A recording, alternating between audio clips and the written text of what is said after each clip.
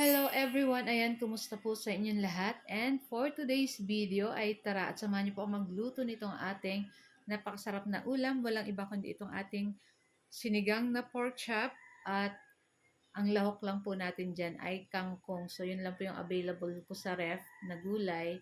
Pero okay lang po yan kasi masarap naman po ang kangkong. Ayan. So pinakulaan lang natin dyan yung ating pork. Ayan. Tapos pag medyo malambot na guys, ay ilalagay na natin dyan yung ating 2 pirasong sibuyas at yung ating 2 pirasong kamatis. Ayan. Tapos maglagay na tayo ng sangkap ng pamintang durog.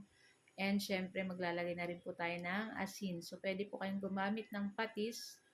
Ako po guys, naubusan ng patis, kaya asin lang yung nilagay ko. Pero okay lang po yun kasi ang ano po natin dito is dapat yung maasim lang naman talaga ang importante dito sa ating sinigang na pork. Ayan. So, gagamit po tayo mamaya dyan ng ating sinigang sa sampalok. So, yung ginamit natin is may gabi. Pero kahit ano pong yung normal na sinigang, okay lang po yun. So, kung ano po yung mga available nyo po sa inyong kusina, okay lahat po yan. Ayan. So, ayan na nga. At malambot na rin guys itong ating pork chop. Nako, ang sarap nito guys. Isaw-saw sa patis at kalamansi. Ayan, naghiwalay na yung taba dun sa laman. Kaya, ayan, nagme-melts in your mouth na yan guys. Tapos, syempre, ayan na nga. At lagyan na natin yan ng ating nor sinigang na sampalok with gabi. Ayan. So, itong ating pangpaasim dito sa ating nilulutong pork sinigang.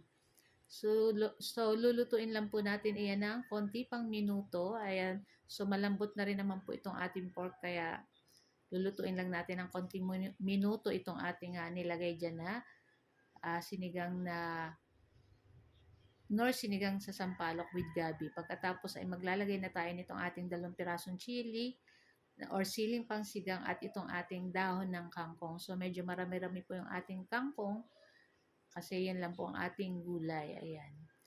Tapos, syempre, takpan lang natin yan ng madali. Pagkatapos, okay na rin po yan guys. Huwag natin masyadong lutuin yung ating gulay dyan. Ayan. So, ito lang po ang aming video today at sana po ay nag-enjoy kayo. Huwag niyo po sana kalimutan mag-like, comment at pa-share po ng ating video. At sana po guys ay nasa mabuti po kayong kalagayan habang nanonood kayo nitong ating video. So guys, thank you for watching and see you next video. Ayan. And huwag niyo rin po sana kalimutan mag-follow at mag-subscribe sa aming page at sa aming YouTube. Thank you!